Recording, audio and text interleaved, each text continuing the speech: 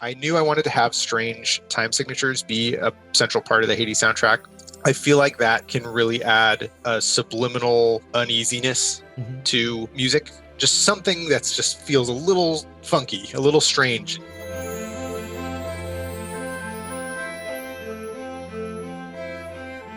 Gosh, 2021 is looking up, looking more positive than 2020, I would say overall. But the work-wise, I'm excited to figure out what we're going to do next after Hades and wrap up our sort of support for Hades over the course of the year. It would be, given the really warm response to Hades, it would have been nice to do like a fan love kind of tour at this time, obviously, but that's not a thing that can happen right now. But hopefully someday we'll be able to kind of get back out there and do the convention circuit again and stuff, because I really enjoy that aspect of it. So speaking on the soundtrack for Hades, what made you go in the path of a heavy guitar-centered soundtrack for Hades? Originally, when we started working on the game, it had a different conceit, and it was going to be more like Theseus and the Minotaur labyrinth kind of focus, and that was going to be the main thing.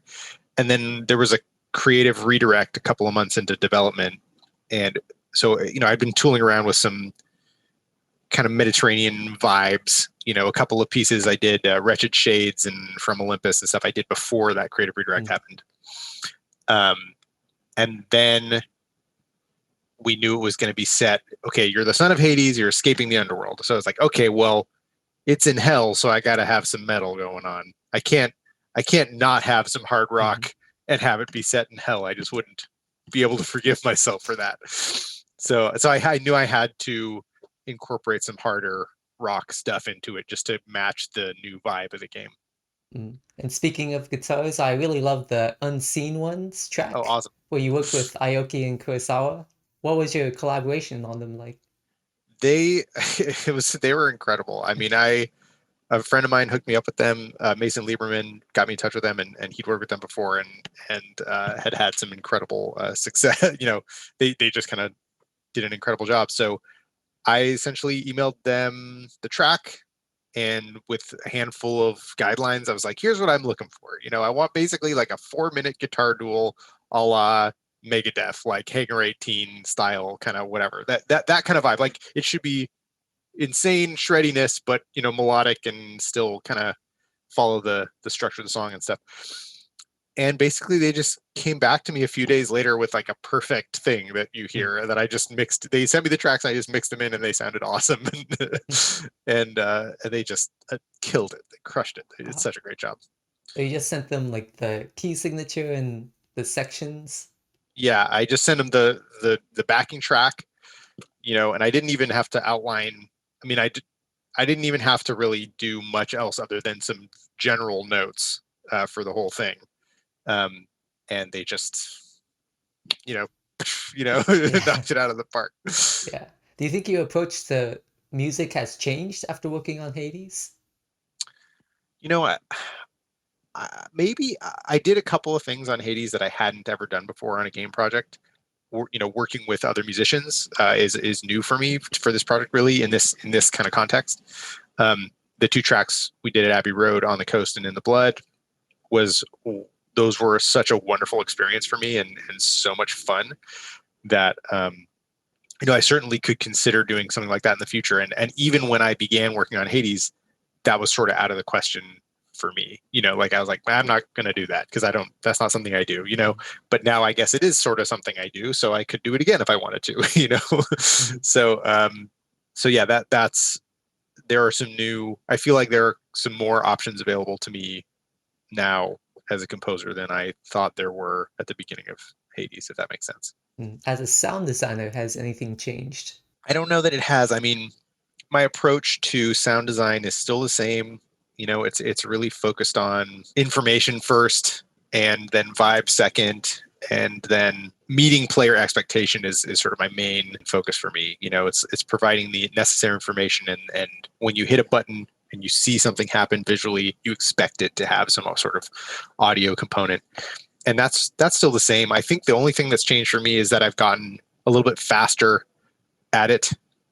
just given the sort of way we developed Hades, where we had to kind of ship final deliverables every like couple of months, is how I approached my work, at least, as something that I probably wasn't going to replace if I could help it, And so having to do that throughout the process made me just commit a little bit more to those kinds of decisions and make sure the work sat well with me throughout the process, and there was less of a scramble at the end to make sure the mix was in decent shape. So yeah, I mean, I think it made me a little bit more confident as a sound designer, I would say, in just trying to not agonize so much over the decisions, but just put stuff in and see how it goes, and see if it works. Interesting. For this project, did you have any music creation techniques that resulted in something interesting? In general, I start with, some sort of guitar shaped instrument for a lot of my composition, depending on what the instruments are in the piece. But yeah, I'll usually kind of start with a guitar, or in the case of Hades, sometimes I started with a balama or a bouzouki or a lavta to try to figure out some sort of interesting riff or vibe or something. Well, I guess one of the techniques for Hades was beginning to compose on instruments that I don't really know how to play, like the balama, the lavta, the bouzouki, where I have the mechanical ability to play them because I play the guitar and it's the same mechanically speaking. But none of the chord shapes I have in my muscle memory, or none of my understanding of the fretboard translates. So I really like composing on instruments that I don't fully know how to play, because it forces me to just use my ears and sort of follow, figure out what kind of stuff sounds cool on that instrument, and apply whatever knowledge I may have of other instruments to that instrument. It tends to bring out some kind of unexpected results. So I really like composing that way. How do you train yourself on a new instrument? For me, I tend to keep the new instruments limited to instruments that are that you don't have to generate the sound yourself. I'm not picking up a trumpet, because it takes months and months and months to even be able to make a good sound at all on the trumpet. So, but you pluck a guitar string, you pluck a balama string, you pluck a bouzouki string, it's all mechanically the same. So the mechanics of being able to make it sound good when you play it those are not in question. It's like when you hit a key on a piano, it's going to sound this. I mean, obviously, someone who's a master make that sound a little better, but the gap is smaller between a new player and an amazing player. So I try to keep it to instruments that I can make at least make them sound good without too much work. I tried doing an accordion one time for Transistor, and I was just like, I'm just going to use a sample accordion because this is too hard to confidently play the accordion if you don't have the practice under your belt. So for me, yeah, it's generally I try to keep it to instruments that I can reasonably do that on fairly quickly without too much reinventing the wheel or having to relearn everything. That's why I really like the sort of guitar shaped instruments, because they all pretty much have the same mechanics, more or less. How did recording and implementing music change when COVID hit for you?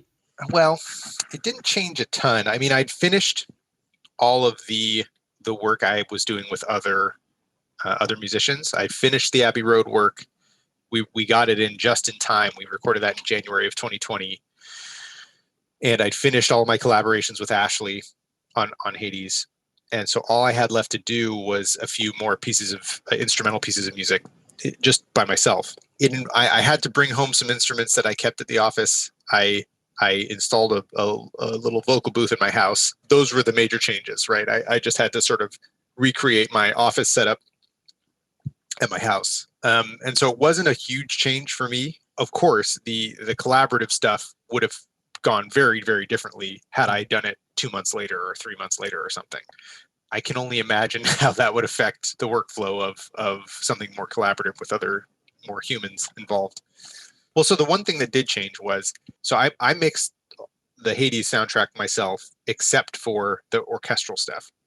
And all of the Songs of Supergiant Games stuff as well was mixed by Steve Kempster in LA at his studio there. And so I went down there in February and was present for the mix of 6 tracks for that album.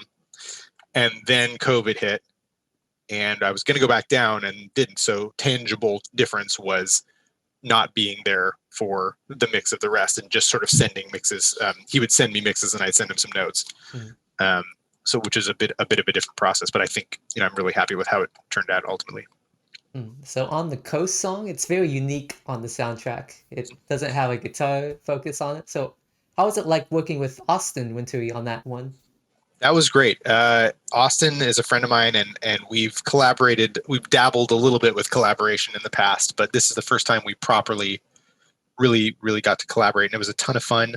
I think one of the things that's so fun about working with Austin, I feel like we have complementary skill sets where his strengths are not my strengths. They're the stuff that I feel like I don't do or don't know how to do or haven't done, or, and so it was a real exciting thing for me to be able to do on a lot of levels. I mean, I had never written anything designed to be performed by any sort of orchestra. I've never done that before. It was a new challenge for me, and I sent him a mock-up of what I had in mind for the piece.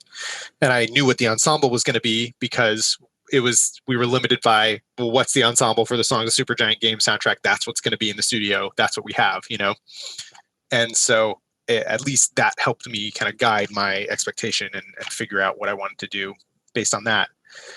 And I sent him a mock-up, and he made a couple of tweaks and sort of sweetened the arrangement a little bit and expanded it. But it was pretty close to the thing I sent him originally, which felt good to me as a composer, because my initial idea wasn't as far off as I thought it was going to be. It was like, well, I hope this works.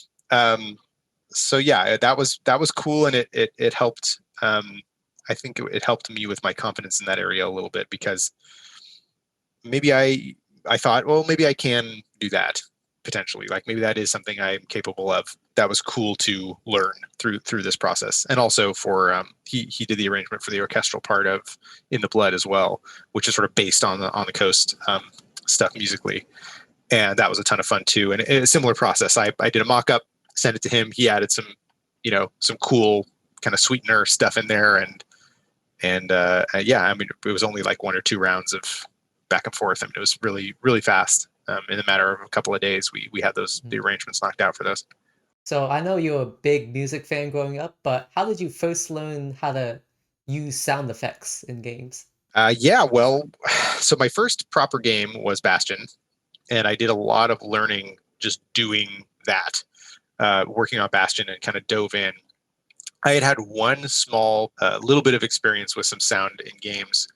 I didn't even really do the sound effects, but Amir Rao, one of the co-founders of Supergiant and the main designer, he in college did a project for a game design class, and I did some music and voiceover stuff for his project. I didn't go to school with him, to college with him, but so I'd done some of that. I don't think I actually did the sound design for that. So I guess, yeah, my first real experience properly doing sound design was on Bastion. And I think it took a lot of trial and error, a lot of experimentation just to see what felt good when it was in the game. My initial instinct was to try to make sounds that were realistic to the thing that was happening. And then I quickly discovered that once that is in the game, that is not what you want to hear. It's not satisfying. You want something that is maybe a bit exaggerated because you want it to match the visual of what's happening and your expectation to go along with that. And a lot of that expectation has been formed by playing other games and watching movies and stuff where the sound effects are, in fact, out of proportion a lot of times to what they might sound like in real life. Just watch Indiana Jones or something and listen to that punch sound. It's like, it's crazy. Your expectations are formed by a lot of that kind of thing. So I realized quickly that you have to kind of meet that expectation, or else it won't feel quite right. I find it a little bit easier to pull something back to be less exaggerated than to dial something up. So now what I try to do is just make it as big as I think it should be. And if it does end up being a little big or a little bombastic or something, I can make it smaller, dial it back, turn it down. There's a lot more options that you have than to make something small seem bigger, if that makes sense. Any specific lessons learned on working on Hades? Yeah, I mean, this is more of an implementation learning, but I feel like being careful to manage the sort of priority list of the sounds in the middleware is really important for the end result. If you're running up against any sort of voice limitation, because when we were finally in the game and we wanted to make sure that it was performative and everything, we started limiting how many audio voices could play at a given time. And then I started running up against stuff where important sounds weren't playing in favor of other sounds that were less important. So I had to really go through and sort out all of the priorities for the sounds and make sure everything was in the correct priority category, which means footsteps and stuff would stop playing when there was a bunch of other crazy stuff happening, because the footsteps you're not even going to hear in that context anyway, right? But they are generating a bunch of sounds every time the character takes a step, right? So just making sure all that priority stuff was in order. I think going forward, I'd be more conscious of that from the get-go. On a new project, I would make sure that all those priorities are sort of set as I go to avoid kind of end of the project headaches, if that makes sense. Yeah. So what is a book, movie, or video game that you've experienced in the past few months that impacted you the most? Ooh, I played Ghost of Tsushima and I thought that was rad. I was super into that. Really a ton of fun. Beautiful aesthetically, just such a cool interpretation of the open world action game, and I feel like they really did a lot of awesome quality of life stuff to that experience. So you're still doing the same kind of exploration and fetchy kind of quests, but it's all couched in in-world stuff. Like you follow the wind instead of having a mini map, and you see a fox and he leads you to a shrine instead of just going to like find these random things in the world with for no reason, basically, which is a lot by comparison what a lot of the other open world games out there feel like. So I thought it was a really, really fun, very, very well thought out experience. I really enjoyed it. I've also been playing, trying to hang out with my friends by playing multiplayer games with them.